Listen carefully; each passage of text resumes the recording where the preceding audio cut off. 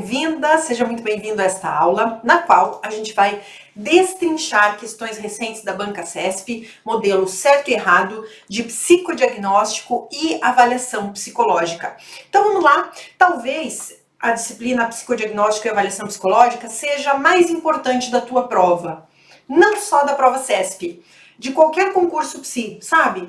Se você reparar em editais de qualquer banca, de qualquer nível de concurso, psicodiagnóstico e avaliação psicológica está lá, nem que seja subjetivamente. Não tem como você ir para uma prova sem saber a essência da avaliação psicológica, que é, afinal, um dos grandes trabalhos que a gente desempenha dentro ou fora de uma organização pública, tá bem? Então, é uma matéria raiz, é uma matéria que você precisa dominar. Tem alguns tópicos que a gente vai perpassar aqui, que você vai ver que são fundamentais para a Banca CESP. Então, presta bastante atenção e vamos juntas aí desvendar aí os segredos da avaliação psicológica no modelo certo e errado da CESP, tá bem? Vamos lá, primeira questão, uma questão de 2024.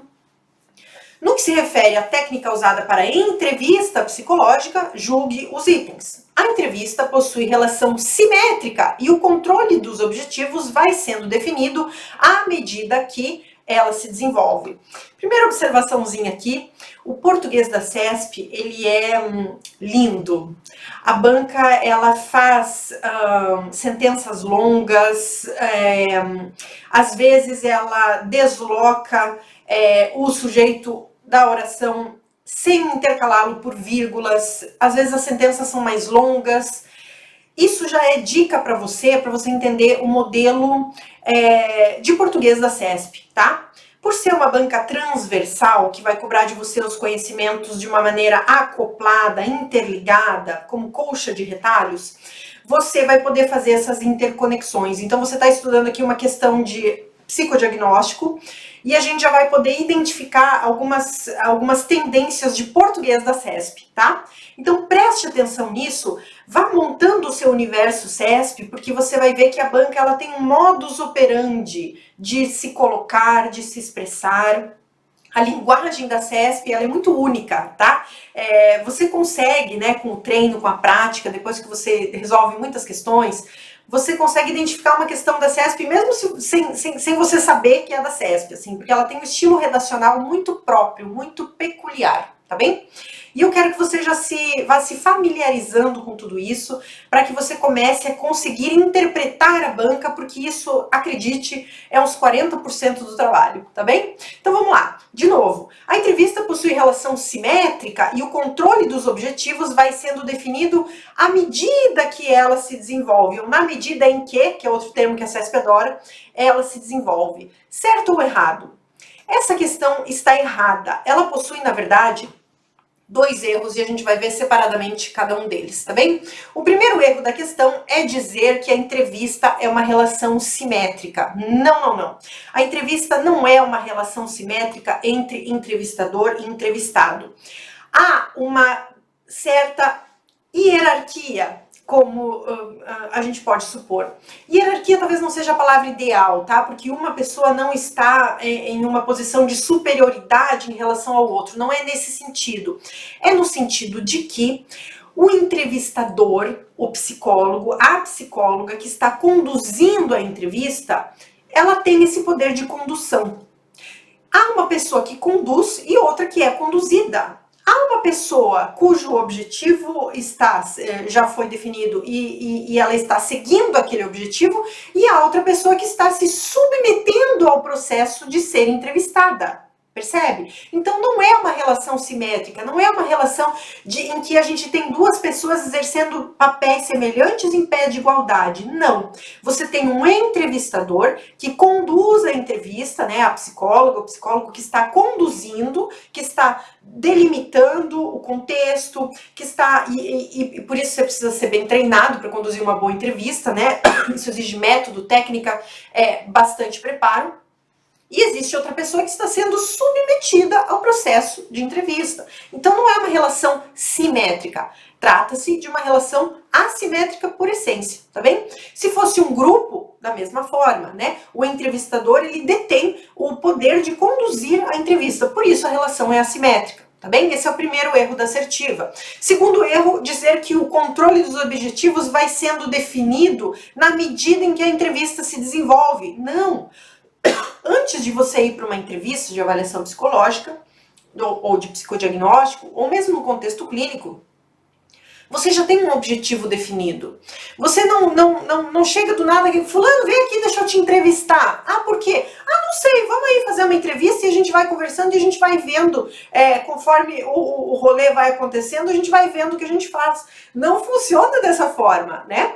Você vai definindo, talvez, a forma que você vai conduzir a avaliação psicológica, se for uma entrevista de avaliação psicológica, no passar do tempo, isso sim.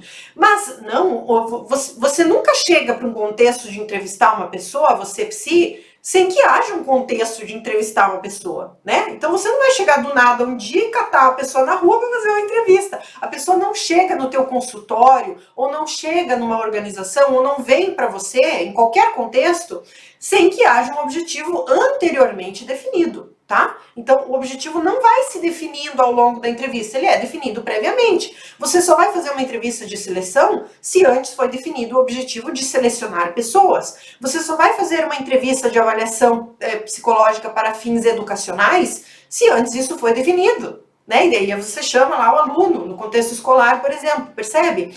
Toda entrevista tem um contexto prévio. Não existe isso de você definir o objetivo da entrevista conforme a entrevista vai andando. Não existe isso, tá bem? Então, se a gente para pensar, a gente vê o absurdo da situação, né? Só que na hora de ler a questão, às vezes a gente não consegue interpretar. Então, essa é a primeira dica CESP aqui para você. Interprete a banca. Tente imaginar o contexto que a banca quer que você se coloque para que você consiga julgar o item. Questão de certo e errado costuma ser mais difícil do que questão de múltipla escolha, justamente porque você vai ter que pensar mais. Você vai ter que abrir a tua cabeça para o contexto que a questão está te cobrando, tá bem? Errado o gabarito da nossa primeira questão, portanto, tá bem? Segunda questão, também do MP Tocantins, a entrevista possui a técnica de utilização longitudinal com diferentes graus de estruturação. E aí, essa questão está certa ou errada? Vamos supor que você não saiba o que significa a palavra longitudinal, e a CESP vai usar umas palavras diferentonas na tua prova, tá? Porque é o perfil da banca, é o perfil linguístico da banca, e por isso que eu te convido a resolver muitas questões para você dominar esse perfil e entender como interpretar, tá? Contexto longitudinal, você não sabe o que essa palavra significa, você nunca viu essa palavra, tenta imaginar, né, longitudinal, o que isso te reverbera, né, que outras informações você pode colher a partir dessa palavra? Bem, de longe, né, vai indo, vai caminhando, certo? É nesse sentido, tá? A questão está certa. Essa técnica de utilização longitudinal, que é uma expressão que a banca usou, se refere à entrevista ser um processo que se desenvolve ao longo do tempo, ou seja, em diversos momentos de uma avaliação psicológica e não isoladamente. A entrevista é um processo contínuo. Mesmo que você, digamos, vá fazer uma avaliação psicológica e você defina que a entrevista vai ser numa primeira sessão e na segunda sessão vai ser a aplicação de um teste psicológico, é bem provável que nessa segunda sessão de teste psicológico você também faça mais um pouquinho de entrevista. Percebe? Então, a entrevista, ela não se esgota em um único momento. Você vai colhendo dados a respeito da história de vida, do quadro psicológico ou psicopatológico do entrevistado, ou outras informações diversas ao longo de todo o processo avaliativo. Por isso que a entrevista, a gente diz que é uma técnica longitudinal, tá? Então, ela corre durante diversos momentos da avaliação e não isoladamente, para avaliar o desenvolvimento, a evolução do paciente ou do cliente, né? Então, essa abordagem longitudinal, ela permite o acompanhamento de mudanças no comportamento, nos sintomas e nas respostas emocionais do indivíduo ao longo do tempo. A entrevista não é um ato isolado, lembre-se disso, tá? A entrevista, ela vai acontecer durante um processo, por isso ela é um processo longitudinal. Gabarito certo, tá bem? Outra afirmativa correta da banca é dizer que a entrevista possui diferentes graus de estruturação. Sim, quanto à estrutura, a gente diz que a entrevista ela pode ser dirigida, semi-dirigida ou aberta. E atenção aos sinônimos aqui, tá? A entrevista dirigida, ela também é chamada de entrevista estruturada ou fechada. Eu preciso gravar todos esses termos, prof? Sim! Essa divisão em 3 tipos de entrevista, quanto à estruturação, é campeã de cobrança em provas. Você não pode ir para uma prova de psicodiagnóstico, avaliação psicológica, ou mesmo técnicas psicoterápicas, né? Porque esse assunto de entrevista aparece também em psicoterapias, aparece também em psicopatologia, tá? Os assuntos são sempre interligados, né? Você não pode ir para uma prova CESP sem dominar esse tripé aqui, tá? Saber quais são os 3 tipos estruturais de entrevista e seus sinônimos, tá? Então a entrevista pode ser estruturada, dirigida ou fechada. Nessa modalidade, você tem um propósito previamente fixado pelo entrevistador, você tem uma ordem pré-determinada de assuntos que serão demandados, é uma entrevista que privilegia a objetividade, as perguntas padronizadas e respostas fechadas. Tá? Então, as entrevistas fechadas, elas não são muito utilizadas em psicodiagnóstico.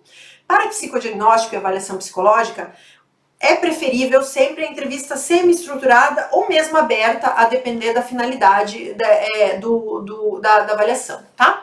A entrevista fechada, ela é muito utilizada em pesquisa, por exemplo, né? Então, você tem que fazer uma compilação de dados a partir de respostas de 200 respondentes. Você vai aplicar uma entrevista estruturada, porque vai facilitar a tua vida, né? A entrevista estruturada, ela é quase um questionário, tá?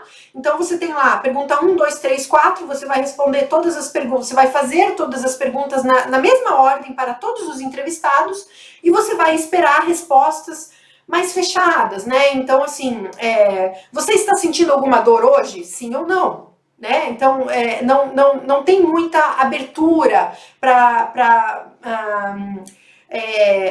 desbravar muita coisa, tá? Então, a entrevista fechada, ela tem limitações de uso, tá? Uma triagem, ela pode ser usada. Pesquisa, ela é muito utilizada. Então, sempre que você precisar de respostas mais padronizadas, fechadas, sem muita margem interpretativa, você vai preferir utilizar uma entrevista fechada ou estruturada, tá bem? Já a entrevista semi-dirigida, semi-estruturada ou mista é a entrevista que o entrevistado começa por onde preferir e inclui o que desejar. Essa frase aqui, eu nem acho que ela seja a frase ideal para definir a entrevista semi-estruturada, mas é a frase que está no livro de Cunha e ela sempre aparece em prova. Então você vai decorar que esta frase diz respeito à entrevista semi-estruturada, tá bem? Quando o entrevistado começa por onde preferir e inclui o que desejar, a gente está falando de entrevista semi-estruturada. Por quê? Porque, muito embora haja uma relação assimétrica e o entrevistador conduza a entrevista, na entrevista semi-estruturada, o entrevistado tem liberdade de falar um pouco mais, né? Você vai fazer uma pergunta, você está com dor hoje? E o entrevistado vai responder, sim, eu tô com algumas dores, eu tenho algumas dores que começaram na semana passada. Aliás, por falar nisso, eu gostaria de falar de quando essa dor começou e a entrevista vai tomar um rumo diferente daquele questionário padronizado que você tem que só coletar perguntas sim ou não, tá? Então, há uma liberdade. Há sim um roteiro pré-definido, algumas perguntas que você precisará fazer ao entrevistado, você tem que mais ou menos seguir um script, mas é mais ou menos, não há um padrão rígido, você não vai fazer as perguntas na exata ordem em que está ali na tua colinha, sabe? E o entrevistado, ele tem liberdade de falar um pouco mais, de se aprofundar mais em um tema do que em outro, e tudo isso são dados que serão coletados. Por isso que essa modalidade de entrevista é muito rica na avaliação psicológica, né, na clínica, por exemplo, para fins de psicodiagnóstico, né? Porque justamente você precisa coletar alguns dados que vão além da entrevista fechada, né, dados de observação e etc, tá? Há um roteiro, então, pré-definido, mas o entrevistador não se restringe a esse roteiro. podendo conduzir a entrevista com a integração de outras perguntas, tá? A entrevista semidirigida é, sem dúvida, a modalidade de entrevista mais utilizada por PSIs nos diversos contextos, porque ela mescla um pouco das duas, né? Então você traz um roteiro, que seria uma característica da entrevista fechada, e você também abre esse roteiro para os vieses do entrevistado, que seria uma característica da entrevista aberta, tá? Falando nela, a entrevista aberta, ou livre ou não estruturada, é a entrevista em que o entrevistador pouco pergunta, ele pouco intervém, ele deixa livre para o entrevistado quase que se conduzir, tá? Não tem um roteiro, busca uma visão ampla da personalidade, então é muito utilizada para avaliação psicológica para fins de diagnóstico, né, de você traçar um perfil do sujeito, né, muito utilizada na clínica para você entender o comportamento do sujeito, tá bem?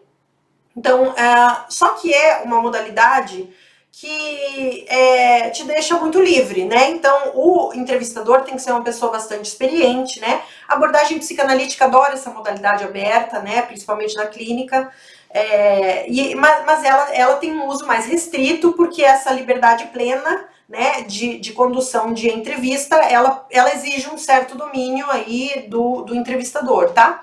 A mais utilizada, sem dúvida, é a semi-estruturada, tá bem?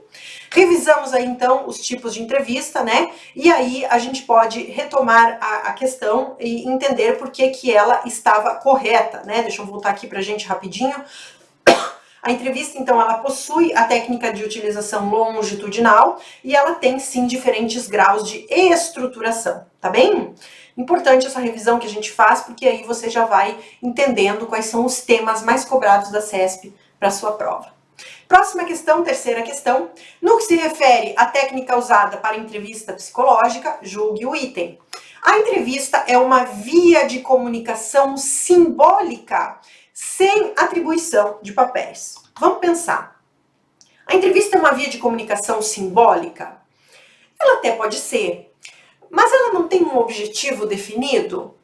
Então ela traz em si, por definição, uma objetividade na comunicação. Ela tem um fim definido, né? Você vem para uma entrevista sabendo por que você está entrevistando aquela pessoa, tá?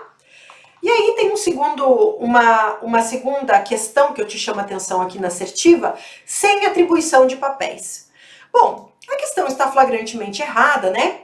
E o primeiro erro é justamente essa questão da comunicação simbólica. Não, a entrevista ela não é simplesmente uma comunicação simbólica. Ela tem, sim, simbolismo, ela dá margem para interpretação, especialmente uma entrevista para fins de avaliação, né? Então, claro que há subjetividade, há simbolismo, né? Mas o entrevistador, ele não se comunica simbolicamente com o entrevistado, ele vai fazer perguntas objetivas, percebe? Então, é um processo estruturado a entrevista, é direcionado. Mesmo que a entrevista não tenha estrutura, mesmo que ela seja do modelo aberta, ela tem uma finalidade. E a sua comunicação, portanto, enquanto entrevistador, também tem. Percebe? Então, a entrevista ela é conduzida por um profissional treinado que utiliza técnicas específicas de investigação. Então, a comunicação ela é intencional, ela é voltada para objetivos definidos, não é uma comunicação simbólica, tá? A entrevista, então, aqui é uma definição muito clássica da entrevista, né? A definição de Tavares. Ele diz o seguinte sobre a entrevista psicológica. Ela é um conjunto de técnicas de investigação de tempo delimitado, dirigido por um entrevistador treinado, que utiliza conhecimentos psis em uma relação profissional, com o objetivo de descrever e avaliar aspectos pessoais, relacionais ou sistêmicos em um processo que visa fazer recomendações, encaminhamentos ou propor algum tipo de intervenção, responder a uma solicitação. Então perceba que a entrevista é um processo estruturado que tem um objetivo definido, inclusive ela tem um tempo delimitado, né? Você não vai ficar a vida inteira entrevistando a pessoa, né? Ela tem um recorte temporal. E existe uma estrutura, mesmo que não haja uma estrutura. Mesmo que a modalidade de entrevista seja aberta, ela segue esse padrão aqui. ela tem um objetivo, ela tem uma finalidade, ela exige um entrevistador treinado, tá? Então, a comunicação, ela não é simbólica, tá? E ela não é sem atribuição de papéis. Ora, existem dois papéis claramente definidos: entrevistador e entrevistado. Mesmo que o entrevistado seja um grupo, há determinação de papéis, né? Existe o grupo ou o indivíduo que está sendo entrevistado, esse é o papel que o grupo ou o indivíduo assume, e existe o psicólogo, a psicóloga que está sendo a condutora, o condutor da entrevista. Então os papéis estão claramente definidos e não podem se misturar, mesmo que a entrevista seja aberta, mesmo que o entrevistador, né, a psi que está conduzindo a entrevista, deixe o paciente, o cliente livre para se expressar. Quem continua conduzindo a entrevista é ele. Você não troca de papel em nenhum momento, né? É você que está fazendo a análise, a observação e a investigação dos fatos que precisam ser coletados para a tua entrevista, que tem um objetivo definido. Percebe? Então nunca haverá uma não atribuição de papéis. 2 erros, portanto, na assertiva 3. Tá bem? Próxima questão, questão 4. No que se refere à técnica usada para entrevista psicológica, o efeito halo ou halo é premeditado e desejável durante o processo de entrevista. Bom, essa questão está errada, tá? O efeito halo, ele é muito comum na parte de psicologia organizacional, né? E aí você pode se deparar com essa questão aqui e pensar, ué, efeito halo? Isso não diz respeito à avaliação de desempenho lá em psicologia organizacional? Deixa eu te contar uma coisa sobre a CESP. A CESP não é uma banca que recorta o conhecimento e o coloca em caixinhas. A CESP não faz isso não. A CESP vai exigir que você pegue a sua caixinha de psicologia organizacional, misture com a caixinha de psicodiagnóstico, misture com a de psicopatologia e dê uma pitadinha no final de psicologia jurídica, tá? É assim que a banca trabalha. É uma banca transversal. Os conteúdos, eles vão estar disseminados.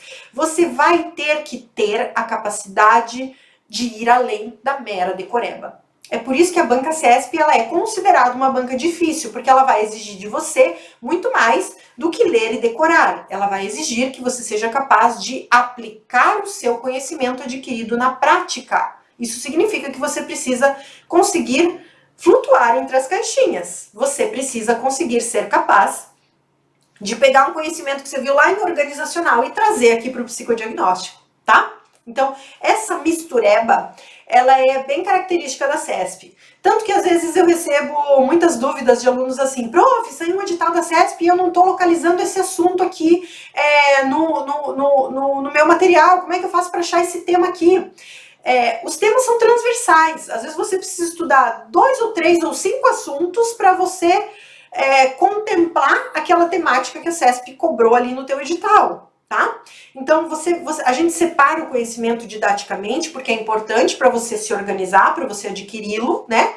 Mas depois que você colocou tudo em caixinha, o teu trabalho é misturar tudo, tá? Coloque sim em caixinha, porque isso faz parte do processo de aprendizagem, e depois consiga separar, tá? A CESP vai exigir isso aqui de você.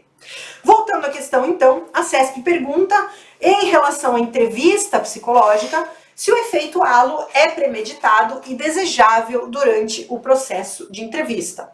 Não, não é, né? O efeito halo, ele é um viés cognitivo, ele é um erro avaliativo, portanto, tá? Então, quando você vai realizar uma entrevista para fins de avaliação de desempenho lá na organizacional ou para fins de avaliação psicológica no contexto da escola, do trânsito, do hospital ou para o contexto de psicodiagnóstico na clínica, tanto faz, você pode incorrer no efeito halo, que é um viés cognitivo. O que é o efeito halo, tá? Ele é indesejável, portanto, porque é um viés, tá? O efeito halo, ou ultrageneralização, ou generalização, tá? Ele é uma tendência de avaliar genericamente, para mais ou para menos, um aspecto, né? E aí você vai generalizar, certo? Então, por exemplo, no contexto organizacional, o gestor que está fazendo uma avaliação de desempenho, ele vai dar nota 8 para todas as competências do subordinado, desconsiderando que haja variações em cada uma delas, tá?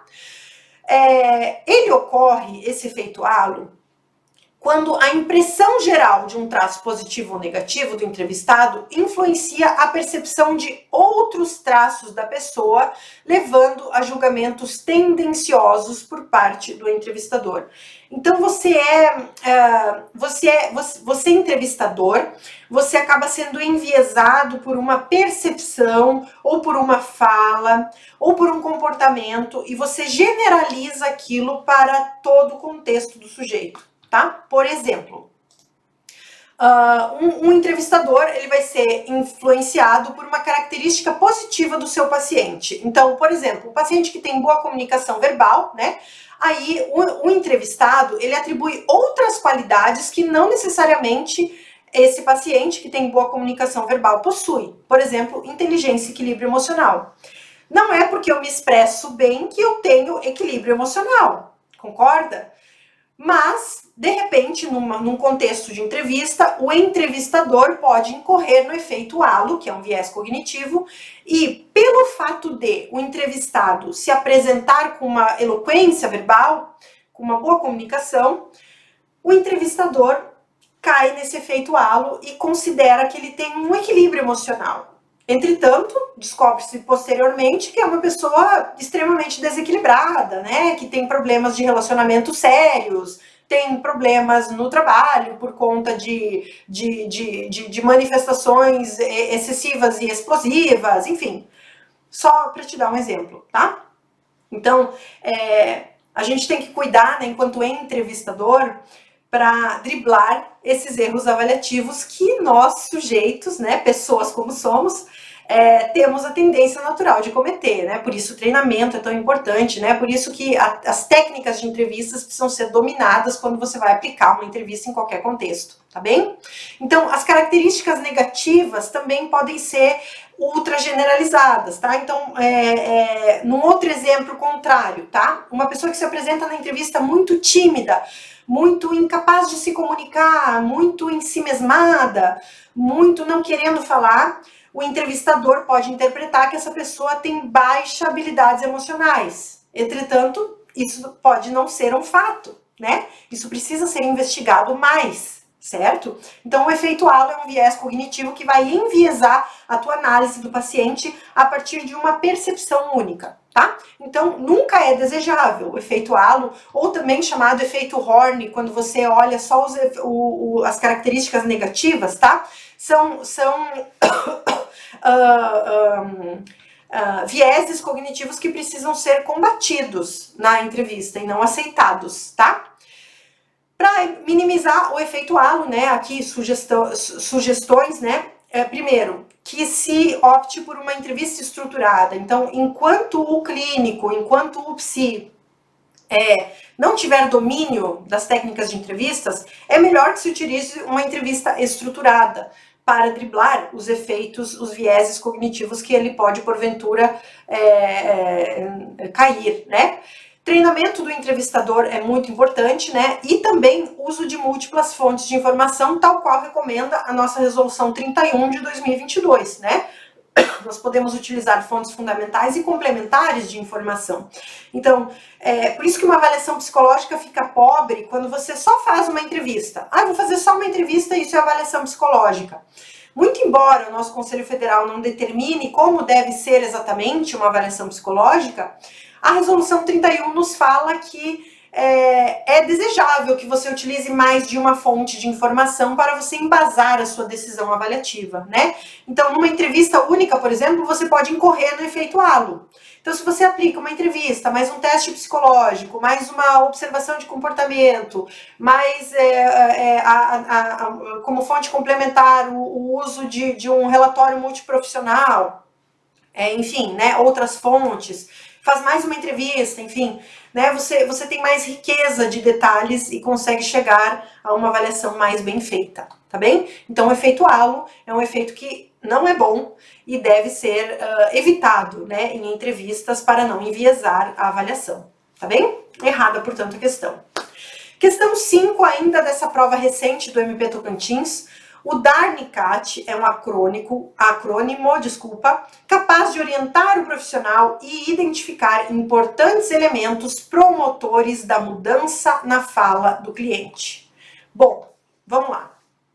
Aí você se depara com uma questão como essa e você começa a pensar assim, meu Deus, eu nunca vou passar numa prova de concurso porque eu estudo e sempre cai uma coisa na prova que eu nunca vi antes na minha vida. Como é que eu vou fazer para abarcar todo esse conhecimento? Não é assim que você pensa? E aí qual é o erro que você comete? Você vai loucamente atrás de manuais e aí você baixa 30 livros para o teu arsenal de material de estudo para concurso. Você vai lá, compra mais 8 cursos, né? Porque você não sabia o que era da Arnicate e você se sentiu pega desprevenida e você agora quer dominar tudo que existe de métodos e instrumentos de avaliação aí para que você não caia nesse erro de novo. Você só vai se frustrar, tá? Deixa eu te contar uma coisa, tá? Primeira questão aqui. Quando uma questão ela parecer muito inédita, muito diferentona, ela trouxer um instrumento que você nunca viu e você estudou, você sabe, você tem consciência que você não é uma aluna qualquer, você fez 800 questões anteriores da CESP, você fez a tua parte, você nunca tinha visto uma questão anterior falando de Darnicate, você não sabe nem se isso é de comer ou de o que é, né? Quando isso acontecer, quando for uma questão muito inédita, que eu chamo de uma questão unicórnio, que nunca foi cobrada antes, essa questão provavelmente vai estar errada, tá? Aliás, vai estar certa. Essa questão provavelmente vai estar certa, desculpa. Por quê? Quando a CESP traz pela primeira vez um assunto que nunca antes foi cobrado, a tendência é que ela cobre isso da maneira certa. Ela traga isso na forma de uma afirmação, até para evitar recurso, tá? Então, se você for chutar uma questão unicórnio, chute certo. Não recomendo que você chute quando você não tiver uma razoável margem de segurança. Mas, se for para chutar, chute no certo. Porque a tendência é que essa questão seja certa, tá? A CESP nunca antes havia cobrado uma questão sobre esse acrônimo, tá? A questão está certa, tá? E essa questão fala da entrevista motivacional, tá bem? Que está presente no livro de Cunha, está presente no livro de Roots também. A CESP prefere Cunha, tá? O Psicodiagnóstico 5, livro clássico da Jurema Alcides Cunha, tá? Muito embora ela já tenha cobrado também Roots, que é considerada a versão atualizada do livro de Cunha, cuja última versão é de 2007, tá? Bem, conforme Cunha, a entrevista motivacional é uma técnica cujo objetivo principal é auxiliar processos de mudanças comportamentais. Essa entrevista ela foi desenvolvida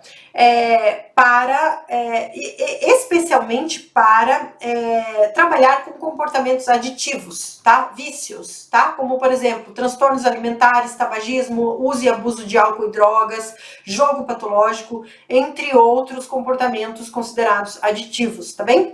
Essa é a origem da entrevista motivacional, tá? O Darnicate é uma ferramenta utilizada em entrevista motivacional.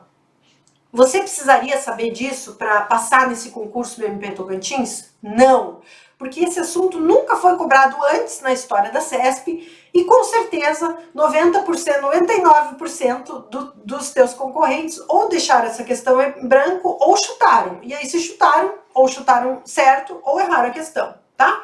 Então, veja, esse tipo de questão não deve consumir muito a tua massa encefálica, não. Vai acontecer. A CESP vai trazer na prova dela uns 10% de questões que ninguém nunca ouviu falar.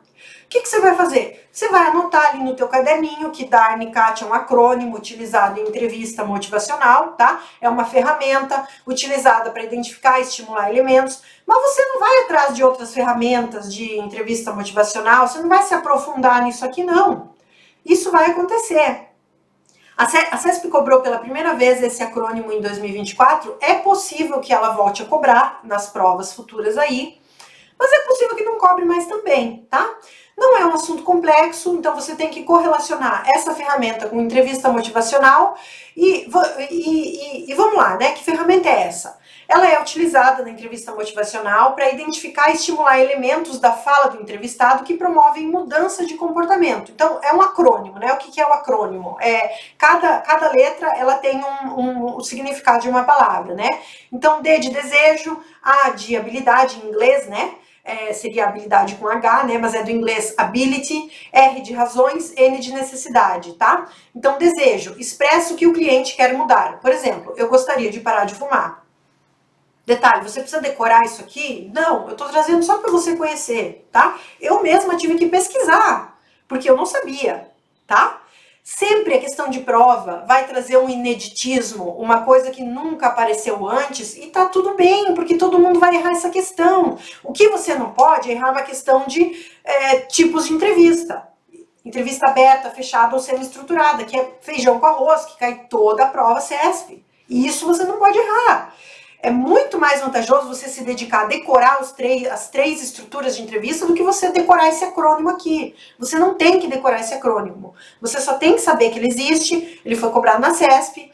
Se for cobrado de novo, você já sabe que está relacionado à entrevista motivacional e deu, sem mais delongas. É assim que se passa em concurso, tá bem? Muito bem, tá aqui o acrônimo, o CAT também quer dizer ativação para mudança, C de compromisso, A de ativação, T de tentativa. Fui eu buscar um artigo que falasse sobre isso, deixo aqui para você a sugestão de leitura. Não quero que você busque outros artigos sobre isso, não perca seu tempo, não desvie o foco, não procrastine indo atrás de outras ferramentas de entrevista motivacional, porque não é por aí que a CESP vai. Preocupe-se em estudar aquilo que realmente vai te aprovar, tá bem? É assim que você faz a escolha estratégica dos assuntos que você vai dominar para a tua prova, tá? Questão 6, de acordo com a teoria motivacional, ainda ela, aliás, esse é um tema que a CESP adora, tá? Entrevista motivacional, teoria motivacional, tá lá no livro de Cunha, tá no nosso material, né? O cliente vendo, e a Cunha se refere ao paciente como cliente, sempre, né? O cliente vendo a discrepância entre o comportamento atual e os objetivos futuros, fica menos motivado à mudança. Pelo contrário, tá? O grande objetivo da entrevista motivacional é apontar a discrepância para o cliente, para que ele veja, olha, a imagem que você tem de si mesmo, aquilo que você quer para o teu futuro, é incompatível com o comportamento aditivo que você tem hoje, né? O comportamento de dependência química que você tem hoje. Percebe? Então, esse é o objetivo da entrevista motivacional. Então, ao contrário, o cliente fica mais motivado conforme percebe as discrepâncias e ambivalências do seu comportamento, tá? Então, de acordo com a teoria motivacional, um dos principais fatores que promovem a motivação para a mudança é justamente a discrepância ou ambivalência.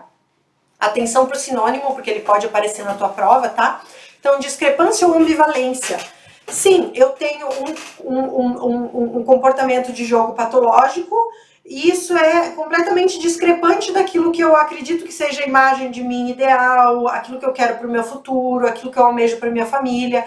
E é a partir do contraste, né, da elucidação dessas discrepâncias que o paciente vai ser mais propenso à mudança. Esse é o objetivo, tá bem? Então é justamente o contrário do que afirmou a assertiva, tá? A discrepância ou ambivalência é a diferença entre onde o paciente está atualmente e onde ele gostaria de estar no futuro, tá? Então, por um exemplo de intervenção, né? Típico da entrevista motivacional, que é uma entrevista interventiva, tá? Perguntas como seu comportamento atual se alinha com os objetivos que você mencionou que você tem, né? O que você gostaria de ver diferente em sua vida no futuro? E a partir dessa condução da entrevista, né, de perguntas aí selecionadas, o paciente, o cliente, vai começando a perceber a discrepância entre o seu comportamento e aquilo que ele enxerga para si, tá?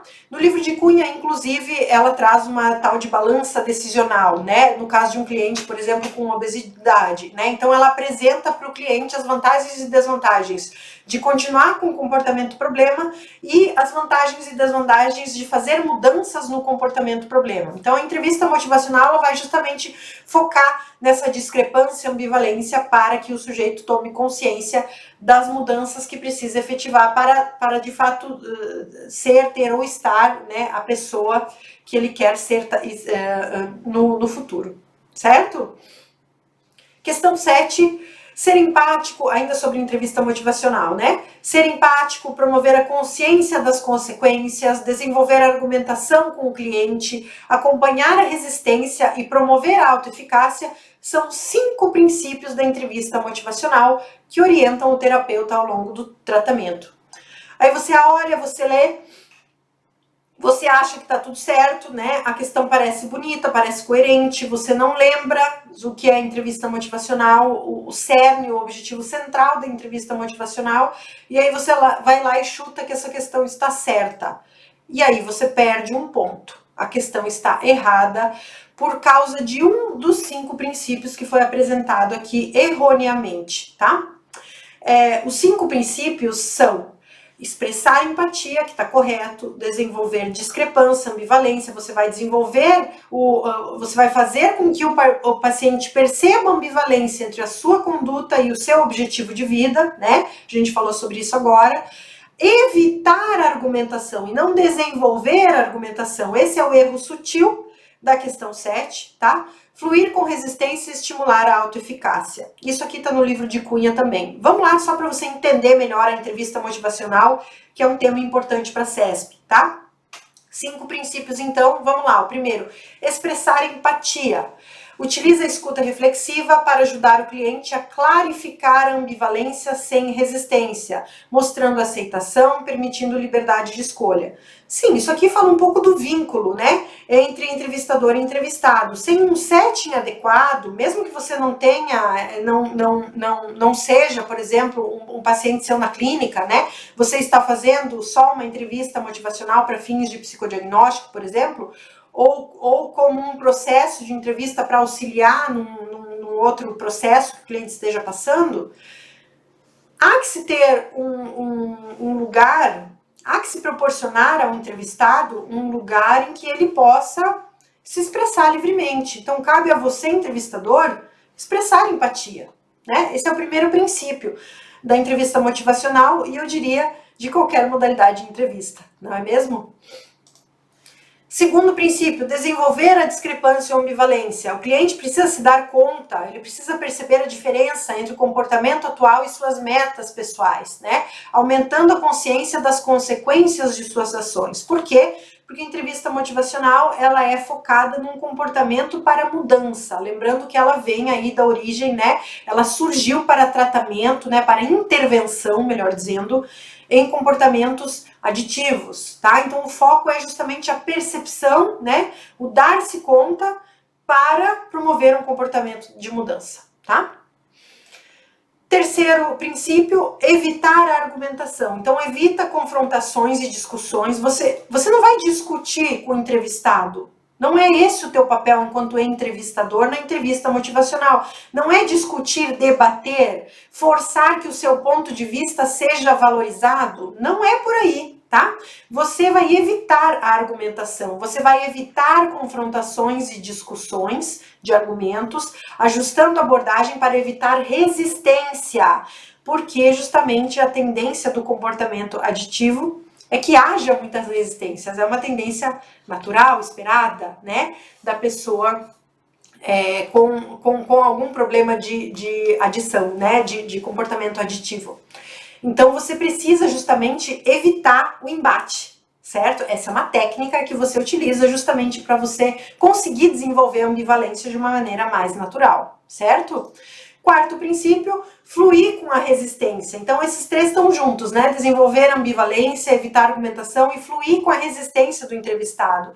Então, você vai acompanhar e reformular a resistência dele, reconhecendo o momento atual, enfatizando a responsabilidade e a escolha pessoal dele. E, por fim, estimular a autoeficácia, que é incentivar o cliente a acreditar na possibilidade de mudança, essencial aí para motivação e mudança de comportamento, tá bem? Então, por isso que a assertiva estava errada.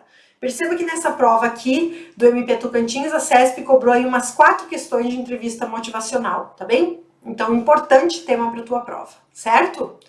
A entrevista motivacional foi criada com o objetivo de estimular a motivação para a mudança no comportamento ligado ao transtorno por uso de substâncias. Perfeito, vimos isso agora, né? Ela foi criada inicialmente para ajudar clientes na decisão de mudança nos comportamentos considerados aditivos, tais quais transtornos alimentares, tabagismo, uso e abuso de álcool e drogas, jogo patológico, dentre outros. Tá bem? A gente vai fazer uma pequena pausa agora e a gente em seguida volta com mais questões certo e errado da nossa queridíssima banca CESP. Toma uma água e volta já que eu te espero aqui. Até já!